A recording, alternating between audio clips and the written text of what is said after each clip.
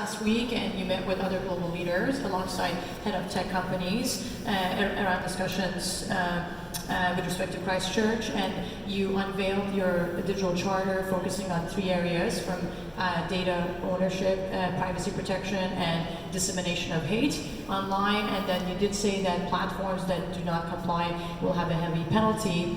And as a tech leader, obviously we would love to have clear guidelines, and where we would receive clear guidelines from all the global leaders. And I do believe that a country-specific plan would be very difficult and unrealistic to implement.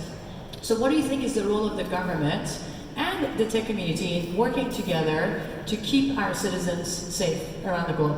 Well, I think you've just highlighted. I think it's all about working together. I mean, yes, governments can lay out guidelines and recommendations and indeed penalties if we have to, but we'd much rather be able to work with tech companies, we'd much rather be able to work with platforms to make sure citizens are safe, to make sure their data is safe, make sure that the kind of online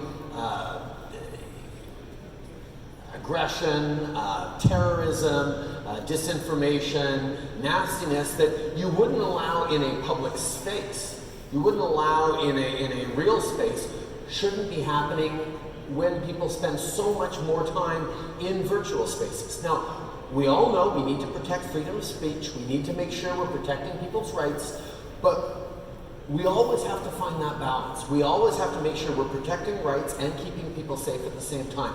Physically in the real world, but increasingly in the virtual world. And governments, as you all know, take a long time to adjust to new realities. And that's why working in partnership with the platforms, with the tech companies, to reassure citizens who, quite frankly, are really worried.